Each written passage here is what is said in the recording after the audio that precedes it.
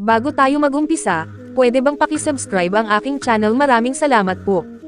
Habang naglalakbay si Ellen sa kapatagan papunta sa isang bayan, nakatagpo niya ang isang lalaking nagngangalang Kelly na naguhukay ng ilang butas habang naghahanap ng ginto. Pinaputukan siya ni Kelly kaya nahulog siya mula sa kanyang kabayo.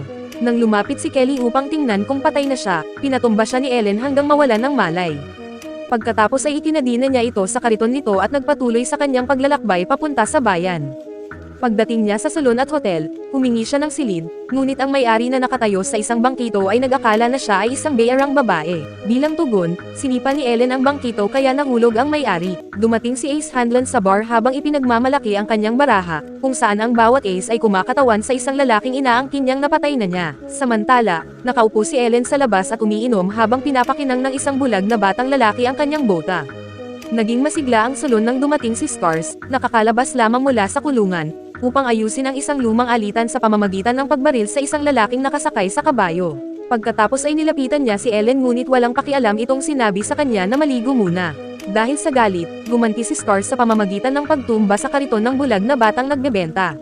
Kalaunan, sa silid ni Ellen sa hotel habang inaayos niya ang kanyang mga gamit, tinanong siya ni Katie, ang anak ng may-ari, tungkol sa kanyang kakayahan sa pagbaril. Nagtataka si Katie dahil hindi pa siya nakakita ng babaeng may baril. Hindi sumagot si Ellen at umalis si Katie. Isang malaking gunfighting tournament na single elimination ang malapit nang magsimula. Sa pagpaparehistro sa salon, ang may-ari ang responsable sa paglista ng 16 na kalahok. Ang bawat kalahok ay lalaban isang beses bawat araw at ang mananalo ay makakatanggap ng $123,000.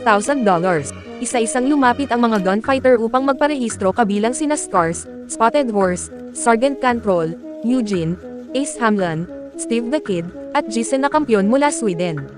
Sinubukan ng Kid na ligawan si Ellen habang ipinagmamalaki na siya ay nagkakahalaga ng $33,000 sa 4 na estado, ngunit hindi siya pinansin ni Ellen. Dumating si John Herod kasama ang kanyang mga tauhan at nagparehistro sa gitna ng malakas na palakpakan ng mga tao.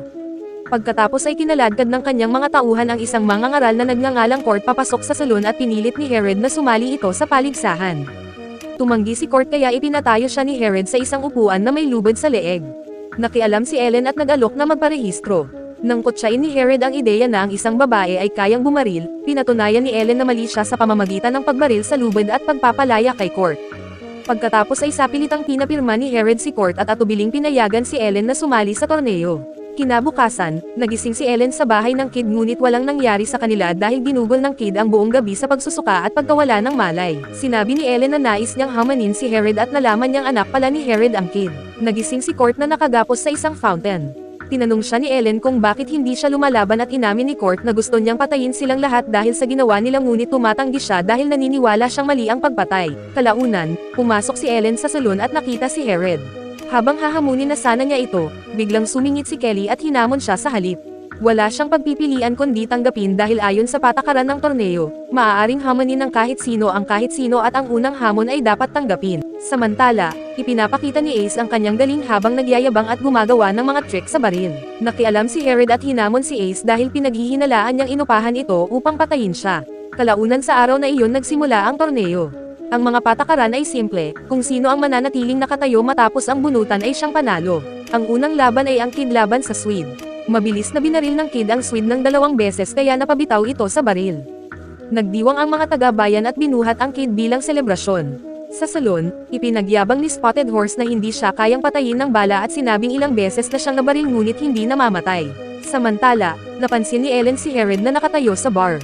Ang iba pang nagwagi sa araw na iyon ay sina Spotted Horse, Sergeant Cantrell, Scars at Eugene na isang kilalang kriminal. Isa sa mga tauhan ni Herod ang humamon kay Court sa isang duel. Inutusan ni Herod na tanggalin ang kadena kay Court at pinayagan siyang pumunta sa gun shop ng Kid. Ipinakita ng Kid ang kanyang pinakamahusay na mga baril ngunit iginiit ni Herod na bilhan si Court ng pinakamurang baril na may iisang bala lamang. Kahit sinabi ni Kate na tuwid ang baril, sinabi ni Court na hindi siya bubunot o gagamit nito. Kalaunan napilitan si Court sa isang duel na ayaw naman talaga niya. Lahat ng taga-bayan ay tumaya laban sa kanya. Ngunit nang tumunog ang orasan, isang putok lamang ang narinig. Bumagsak sa lupa ang tauhan ni Herod. Bagamat marami ang nagsasabing sila ang pinakamabilis na baril sa bayan tulad ng Kid, Herod at Ace, naging malinaw na si Court ang tunay na pinakamabilis. Pagkatapos ng duel, naupo si Ellen at nakipag-usap kay Court. Ibinunyag ni Herod na si Court ay dating outlaw tulad niya. Dahil dito nagalit si Ellen at umalis. Sumunod na laban ay si Ace laban kay Herod. Inilantad ni Herod na sinungaling si Ace at inaangkin lamang nito ang mga taong napatay ni Herod. Nang tumunog ang orasan, binaril ni Herod ang kanang hinlalaki ni Ace at pagkatapos ang kaliwang kamay nito. Matapos siyang kutsain, binaril niya ito sa dibdib. Ang mga taga-bayan na natatakot gumawa ng anuman ay pumalakpak na lamang kay Herod habang umaalis siya. Si Ellen na halatang nabigla ay lumakad palayo habang ninanakaw ng iba ang mga gamit ni Ace. Nang gabing iyon napanaginipan ni Ellen ang pagbitay sa kanyang ama sa kamay ni Herod at ng kanyang mga tauhan. Bago ang kanyang sariling duel, nakatanggap si Ellen ng isang kapaki-pakinabang na payo mula kay Court. Habang nagbubuni ang mga taga-bayan para sa kanya, nanalo si Ellen sa kanyang unang laban at nagdiwang ang mga tao habang hinalikan niya ang kid bilang tagumpay. Kalaunan ng gabing iyon inimbitahan ni Herod si Ellen na maghapunan sa kanyang bahay. Habang kumakain, lihim na naghanda si Ellen ng nakatagong minigun upang barilin si Herod. Ngunit nag-alinlangan siya nang makarinig ng tunog ng pag-click sa ilalim ng mesa, iniisip na baka may armas na nakatutok sa kanya. Sa takot, dali-dali siyang umalis at saka lamang niya napagtanto na ang tunog ay mula lamang sa lighter ni Herod. Pagkatapos nito, kinausap ni Ellen si Court na ibinahagi ang kanyang nakaraan kasama si Herod. Ikinwento niya na matapos nilang magnakaw ng bangko ay parehong nasugatan sila ng mga sundalong federal. Tinulungan silang gumaling ng isang pari. Ngunit nang makabawi sila, pinilit ni Herod si Court na patayin ang pari. Tinutukan niya si Court ng baril at nagbantang papatayin siya kung tatanggi ito kaya wala siyang pagpipilian. Samantala, ipinatawag ni Herod si Sergeant Cantrell sa kanyang bahay. Inihayag ni Herod na alam niyang si Cantrell ang bayarang mamamatay tao at hindi si Ace. Kahit ganoon ay kakaunti lamang ang sinabi ni Cantrell at itinakda ang kanilang duel kinabukasan. Binago ni Herod ang mga patakaran ng torneo at idineklara na lahat ng laban ay dapat magtapos sa kamatayan. Matapos utusan ang kid na umatras, siya mismo ang lumaban kay Cantrell. Nang tumunog ang orasan, binaril ni Herod si Cantrell at sinermonan ang mga taga-bayan dahil sa pag-upas sa kanya. Nang tangkain ni Cantrell ang huling pag-atake, tinapos siya ni Herod sa pamamagitan ng pagbaril sa ulo. Bagamat pinayuhan ni Herod ang kid na umatras dahil napatunayan na nito ang sarili, tumanggi ang kid at nilabanan si Scars hanggang sa matalo niya ito. Habang papalapit ang bagyo, wala nang laban na naganap sa araw na iyon. Samantala, narinig sa itaas si Eugene na inaabuso ang isang babae. Nang bumaba siya ay ipinagmalaki pa niya ito.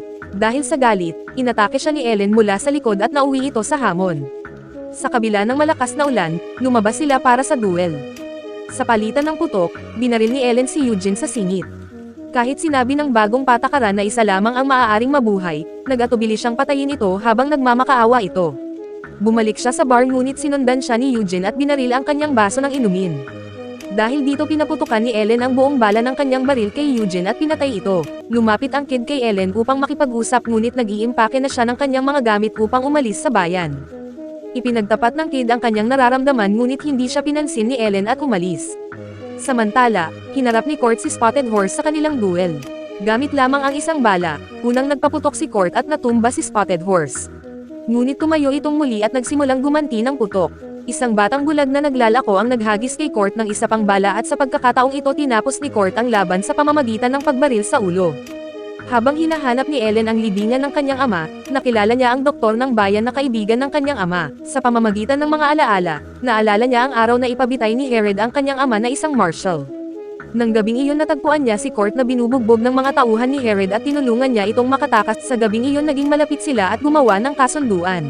Kinabukasan hinamon ni Ellen si Herod ngunit nalaman niyang ang kid na anak ni Herod ang naunang humamon sa kanyang ama. Pinayuhan ni Court si Ellen na umatras at siya na lamang ang haharap kay Herod sa huling laban. Ngunit narinig sila ni Herod at inutusan silang maglaban, nagbabanta na papatayin sila ng kanyang mga tauhan kung tatanggi. 4 na kalahok na lamang ang natitira. Sinubukan ni Ellen na kumbansihin ang kid na umatras ngunit tumanggi ito dahil nais niyang makuha ang respeto ng kanyang ama. Sa kanilang duel, nagawa ng kid na masugatan si Herod sa leeg ngunit siya naman ay nabaril ng malubha. Tumakbo si Ellen papunta sa kid habang sinasabi nito ang kanyang huling salita na ayaw pa niyang mamatay. Pagkatapos ibinunyag ni Herod na hindi niya talaga anak ang kid. Sumunod ay pinilit na magduel sina Court at Ellen. Nakiusap si Court kay Ellen na barilin siya ngunit tumanggi siya. Nang wala sa kanila ang bumunot ng baril, inutusan ni Herod ang kanyang mga tauhan na patayin silang dalawa. Sa desperasyon, binaril ni Court si Ellen. Idineklara ng doktor ng bayan na patay na siya at dinala ang kanyang katawan bago pa man maaga ng mga magnanakaw ang kanyang mga gamit. Pagkatapos nitong hinarap ni Court si Herod ngunit tinutukan siya ng minigun. Pagkatapos ay kinuha si Court at binugbog ng isa sa mga tauhan ni Herod. Kinabukasan bago ang huling duel, nalaman ni Herod ang katotohanan at inutusan ang lalaking bumugbog kay Court na tumakbo bago niya ito binaril at pinatay. Habang papalapit ang huling labanan, biglang sumabog ang tore ng orasan. Sa gulat ni Herod, lumitaw si Ellen na buhay pa. Ibinunyag niya na pulang tinto lamang ang ginamit upang pekeyan ang kanyang kamatayan. Sa gitna ng kaguluhan nagsimulang barilin ni Court ang mga tauhan ni Herod. Habang kinakaharap si Herod, ibinunyag ni Ellen ang kanyang tunay na pagkakakilanlan at inihagis sa kanya ang badge ng Marshal. Sa isang flashback ipinakita na minsang pinilit ni Herod si Ellen na barilin ang sarili niyang ama. Nasugatan ni Ellen si Herod sa pamamagitan ng isang nakamamatay na putok habang ang kanyang sariling sugat ay hindi pala nakamamatay. Tinapos niya si Herod sa pamamagitan ng pagbaril sa ulo. Sa huling eksena, inihagis niya ang badge kay Court bago sumakay sa kabayo at umalis patungo sa malayo. Kung nagustuhan mo ang video na ito huwag kalimutang pindutin ang like button. Maraming salamat.